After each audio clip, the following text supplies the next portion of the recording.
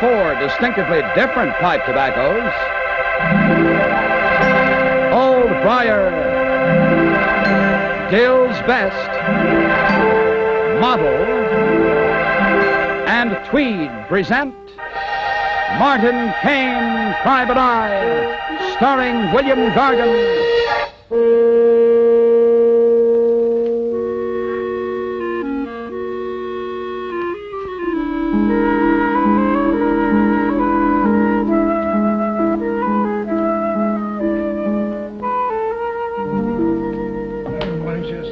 Come on, Miss. My mail, sister, please. Ain't much here for you. No. Just this note here from Madam. Madam, what does he want? What you want to see you for, Mr. Smith? You back in your rent? Oh, hardly, Chester, hardly.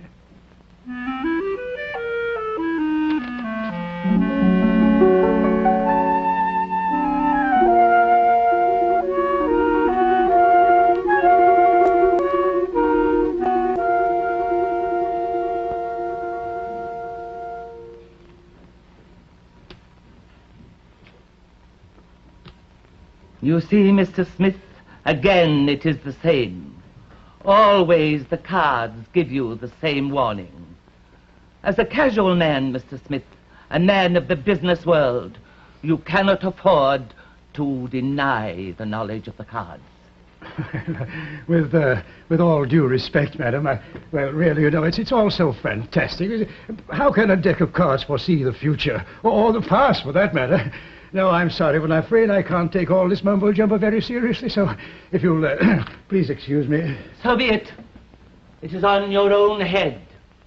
But when evil comes to you, remember well what the cards foretold. And think on this. There are many windows into the future, but for one so gifted, the past, the present, and the future are of a single instant. Oh, yes, of course. I don't mean to doubt your skill in these matters, but not at all. But, all right, if you please allow me. Mr. Smith, you are a guest at my hotel. Oh, but please, madam, Madame Zornak does not accept money from a friend. Oh, well, that's very kind of you and all that, but I really thought that I should. Good morning, Mr. Smith. Yes, good morning.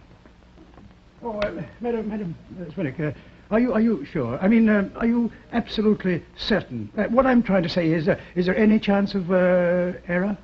None. I see. Thank you. Good day.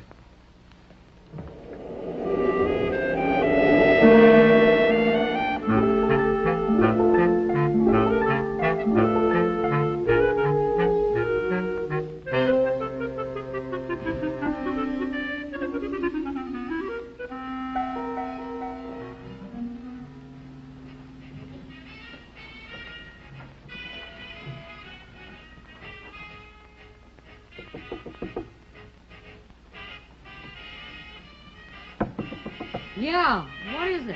Good morning, my dear. Oh, it's you, Mr. Smith. Yes. What do you want at this unearthly hour? Well, you see, it's almost 11 o'clock, and, well, I thought I could drop you off at the theater. You see, I'm taking a cab uptown to my bank. Oh, that's so sweet of you, Mr. Smith. Thank you. But I ain't working at the Gaiety no more. What? I dropped my last spangle for them boobs last night. You mean you've actually quit that awful place at last? Well, you've been after me to quit, haven't you? Well, yes. Well, I packed up my gadgets and waltzed right out of that flea bag. Boy, you should have heard that manager squawk. Mildred, I can't tell you how delighted I am, really delighted. Suppose we talk about it later, honey. In private. Oh. Anything I can do for you, Mrs. Parsons? There goes your reputation, Mr. Smith. Oh, Mrs. Parsons' opinion of our acquaintanceship doesn't concern me in the slightest. Not the Yes, I slightest. know, sweetie. Call for me at 6. At I'm 6, going to eh? be busy this afternoon. Busy this afternoon. Thank you very much.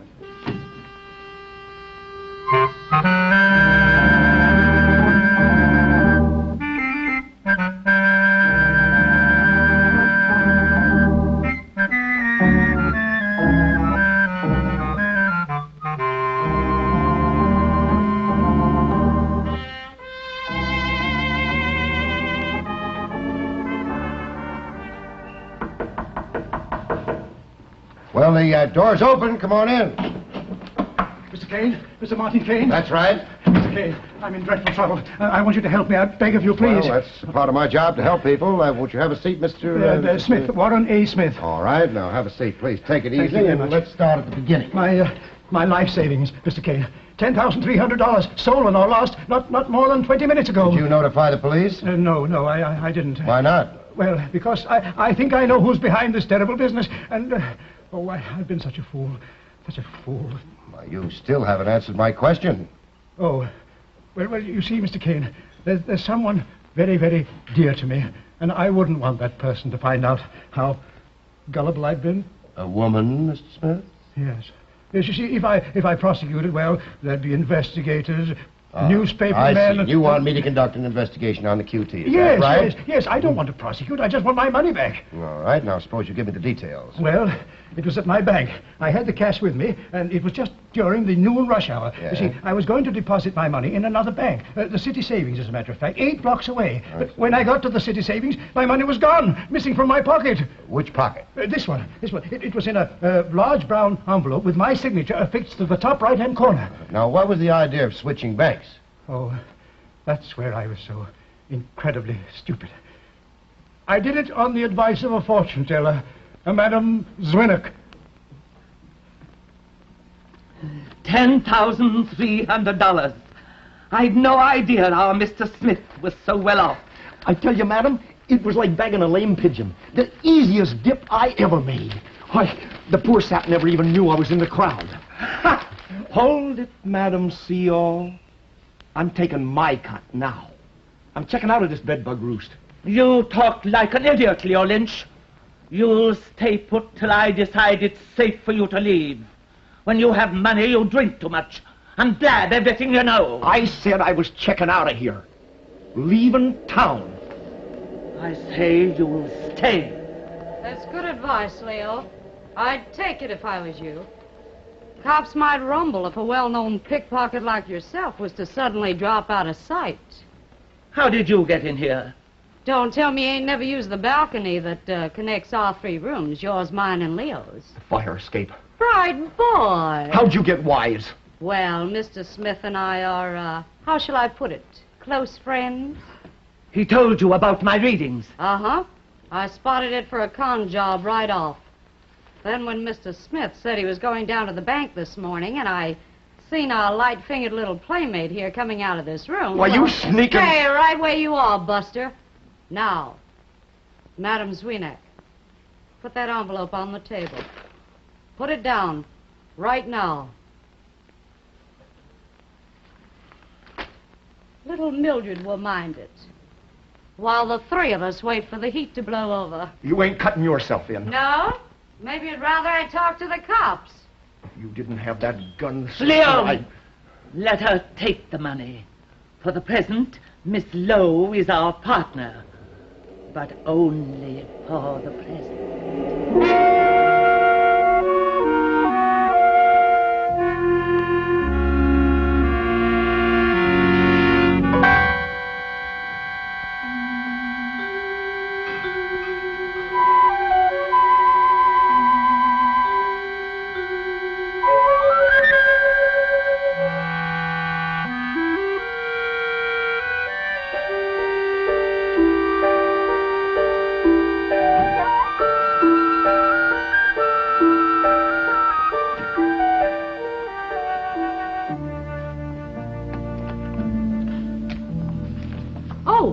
Mrs. Parsons, I thought I heard you locking your door. Would it put you out any to drop this in the mail for me? Not at all, Miss Lowe, since I have letters of my own to post. Thanks. Thanks loads, dearie.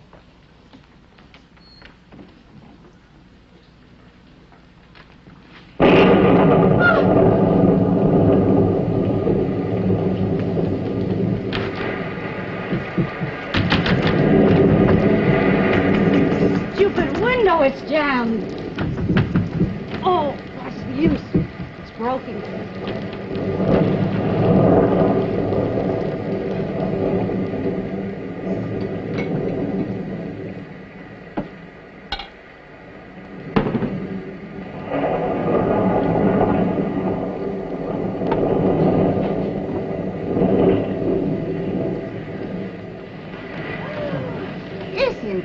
Terrible. Simply terrible. Oh, Mr. Smith, I wonder if I could impose upon you. I hate to do this, but you know there's awful storm, and I must post these letters. You see, my sister is expecting. That is, my sister's daughter Yes, is I'll be happy to post them for you. Thank Thank you, you. Mr. You see, I was going to... Oh, dear. Oh, clumsy. No, not at all. It was my fault, I'm afraid. I am so sorry.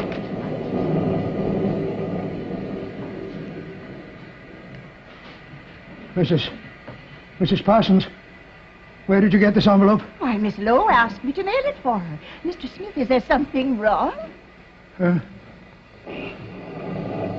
No. No, it's quite all right.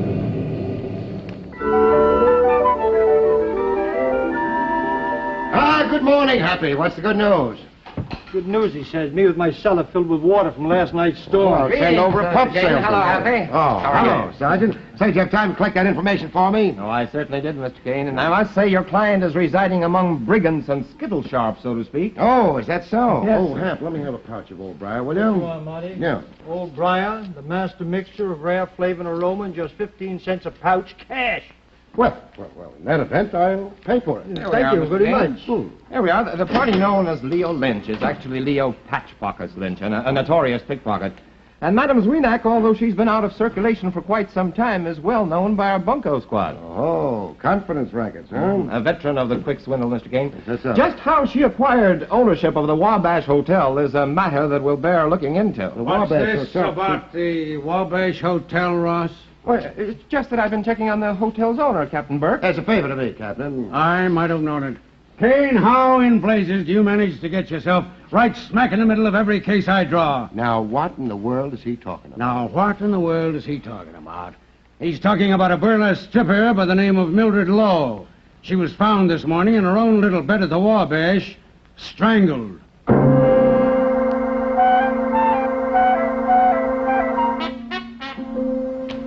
Well, that just about covers all the physical evidence.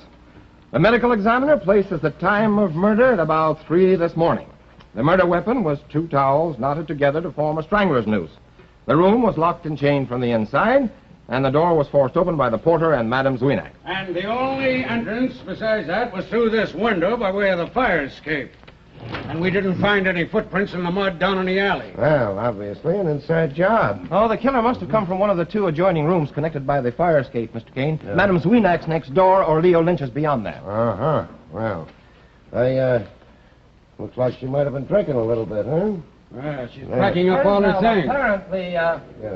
Miss Lowe expected some sort of violence last night. Yes, but it looks like she bent the elbow plenty over there. And, Yes, she certainly did, because, you know, that bottle is almost been empty. drinking She's a been bit drinking more, rather yeah. immoderately, wouldn't you, son? Immoderately? Yes. I'd Looks say like- she'd been boiled. Yeah, looks like she slept through her own murder.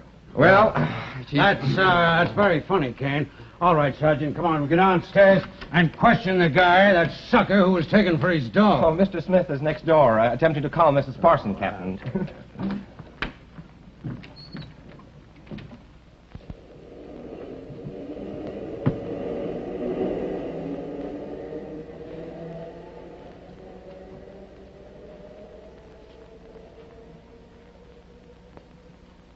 Water.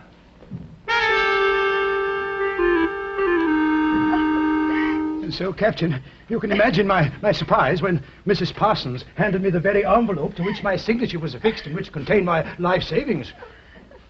There. We all know that you were posting that letter to Miss Lowe. Well, how do you figure this stripper got a hold of your cash, Well, Smith? I'm sure I don't know. Well, why didn't you report your discovery to the police, Mr. Well, Smith? that was my first intention, but well, when I got to the police station, I just couldn't bring myself to report Mildred.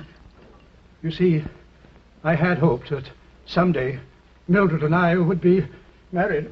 Oh! Oh, turn it off, lady. You may get him yet.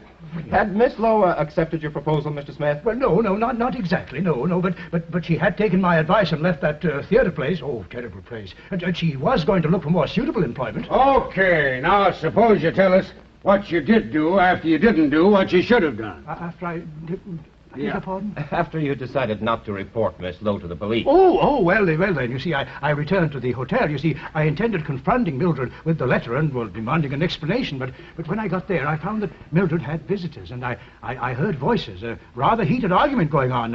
I heard Madame Zwinnick's voice, and I think I heard Mr. Lynch's. You think? I think it was Mr. Lynch's, yes. All right. What are they arguing about? Oh, I couldn't tell you that, Captain. I didn't stay to eavesdrop. Yes, so I left the hotel for about an hour, and when I got back, I found Mildred, and she was all alone. But she was so nervous, frightened, so perturbed, in fact, that, well, after a few minutes, I thought I'd better leave. And so, you see, I decided that it would be better to talk to her about the envelope in the morning, the way she was. Yeah, then I suppose you went right straight to bed. Oh, yes. It was almost 9:30. Oh, brother.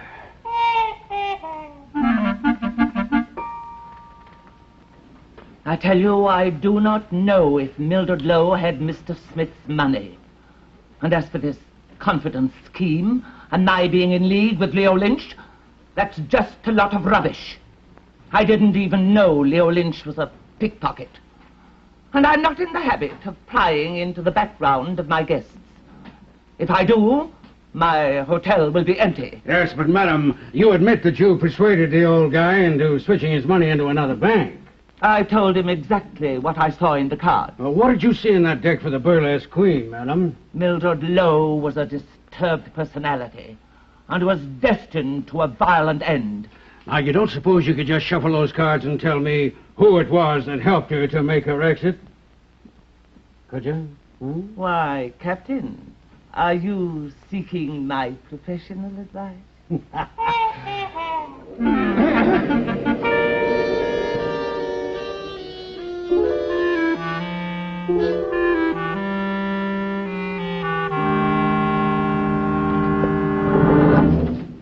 Well, if it ain't the private snooper himself.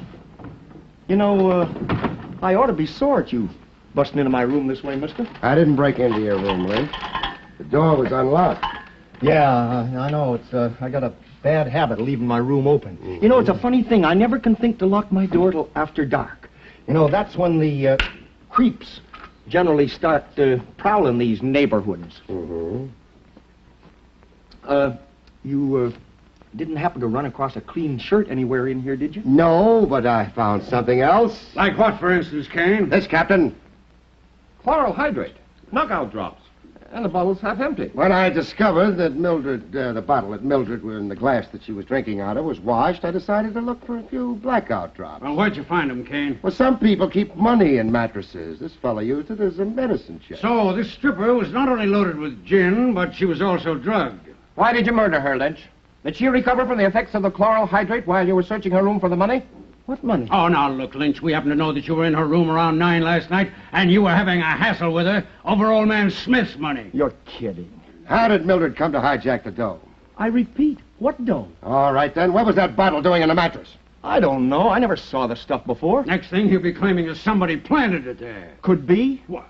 I wasn't in my room last night. Just where were you? In and out, around the hotel lobby. All night? You know, some nights I just can't sleep. I notice you haven't any towels on your rack, Mr. Lynch. Where are they? Yeah. Could they be tied around Mildred's neck?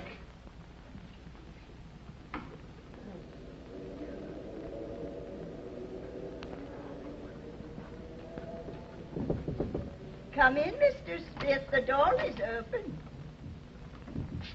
Oh, it's you, Mr. Kane. I thought it was Mr. Smith. He's been so kind. Well, that's nice. Mrs. Parsons, do you think you're able to get up and go down to police headquarters? Police headquarters? Yes, you see, Captain Burke is about to arrest Mr. Lynch, and we'll need a statement about Mr. Lynch from everybody that lives on the floor. Of course, it's just routine, and if you don't feel well enough, why, we can take a deposition. I shan't indulge myself. You know I never yet have shirked my duty as a citizen. I see. I never liked that man, that Mr. Lynch, shifty. From the first time I laid eyes on him, I said to myself, Agatha Parsons, there is a shifty type. Oh, yes. Mr. Kane. Yes, just I sit right wonder if you'd get me a glass of water Yes. from the bathroom. Yes, with pleasure. Oh, that door's been permanently locked for 10 years, Mr. Kane. I'm afraid you'll have to get it through the hall doorway. A door that's been permanently locked? The new key, it doesn't fit.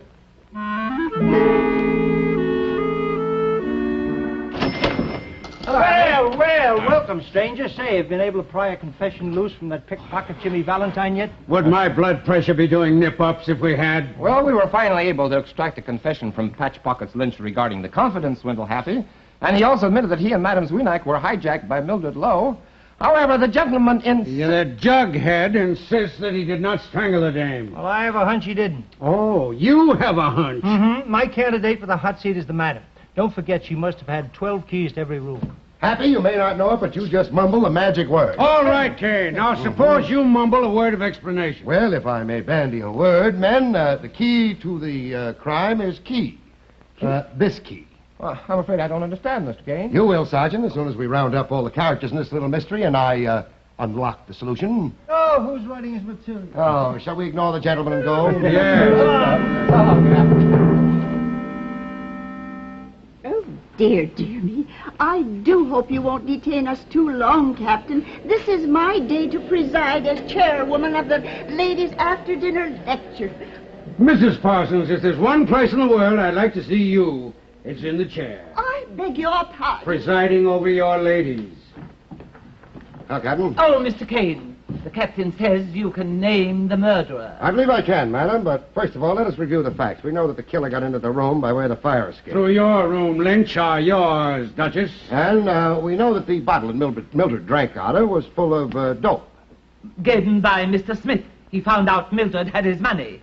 For your information, Madam Zwinak, that money was in my possession some 6 hours before Mildred was murdered. Yes, you didn't know that, did you, Duchess? Wait a minute. Now I get it. Sure. She's got a key to every room in this crumb joint. Now I know why she wanted me to hang around the lobby all night. It wasn't to make sure that dame didn't sneak out. It was so she could steal my towels and plant them knockout drops in my mattress. That's a lie. All right, now that's enough of that. Now, come on, Marty. What's the answer? Well, the answer to it is right here in this shiny key, a key I found in the door that had been locked for 10 years. The killer put it there, knowing it was the last place in the world that we would think to look for it, in Mrs. Parsons' room. My room? Yeah. Mr. Kane, Mildred Lowe's room was locked and chained from the inside. Of what possible significance is that key? Well, the killer got onto the fire escape with this key by way of Lynch's room. All right, then who did it? Suppose we let Mrs. Parsons tell us. Me? Mrs. Parsons, the day after the murder, who was in your room? Well, you and Sergeant Ross and the captain and Mr. Smith. There's your killer, Captain Warren Smith. What? Oh, Why, this is fantastic. Ridiculous. So that's how you worked it, eh?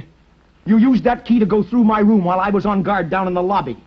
You swiped my towels to choke that dame with. Then you planted those knockout drops in my mattress. Why, you crummy old hypocrite. You almost framed me right into the chair. All right, Sergeant. Take Lynch. All right, come along, Mr. Get him Lynch. out of here. Come along. I All advise right, you not to Smith. resist. Now, you can be my guest. Now, just a moment. That key doesn't prove I murdered Mildred. I was in love with her. I had my money. I had no reason to kill her. Love is a very unpredictable emotion, Mr. Smith. Sometimes it does some funny twists, warps a man's imagination. Especially when the object of that love is a tramp, caught red-handed in a $10,000 double cross. Oh, you can't bluff me, Mr. Kane. You have no evidence. That key doesn't prove anything. According to the law, every locksmith has to leave his seal of his work. I checked with the locksmith that made this key. According to the description of the man who paid for it, you fit it exactly. Shall we dance? Well, you can say that again, Sergeant. When any guy Smith's age sets his cap for a gallon of burlesque line, dynamite. You know, this case has a rather unique aspect, Happy. For instance? Well, all the suspects were eventually arraigned. Smith for murder, and Madame Zwinak and Leo Lynch for the confidence swindle. All the suspects? Mm-hmm. How about this one? Oh, hello, Parsons. Oh, Sergeant Ross. Well, I'm so glad I found the right place. This is Happy McMahon's tobacco shop, isn't it? None other, madam. Mr. McMahon. Oh, well, then where is Mr. Kane? You know, he promised to give me an hour of his time tonight. Oh, for what purpose? Well, you mustn't breathe a word of it to Oh, Mr. Kane. It's a surprise. A surprise? Oh, a delightful surprise. You know, I called a special meeting of the Ladies' After-Dinner Lecture Society, and Mr. Kane is to be the guest speaker. Martin! Don't you dare I'll leave. There's a lady waiting to speak to you. Oh, Mr. Kane, I'm so glad that you're not late. Well, shall we hurry? I have a very delightful surprise. Yes, I'm at your disposal, Mrs. Parsons. Let's, well, we mustn't be tardy, Mr. Kane. Come along. Yes, let's not be tardy. Go. Oh, Happy, how could you? I could, and I did. Good night, Martin. Good luck, Mr. Kane. Watch those splint infinitives, son.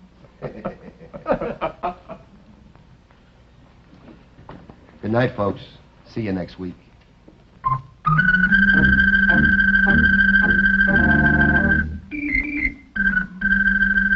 Martin Kane, Private Eye, has been brought to you by the makers of those 4 distinctively different pipe tobaccos.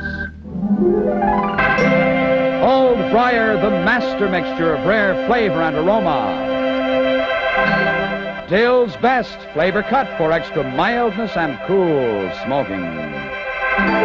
Models so high in quality, so low in price. And Tweed, the shaggy rough cut tobacco.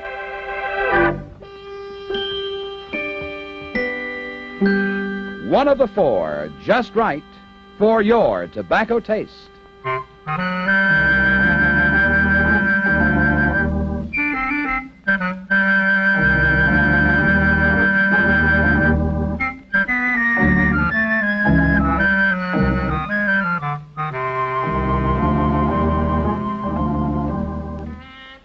William Gargan also appears weekly in the other exciting series of Martin Kane, Private Eye, on radio over another network.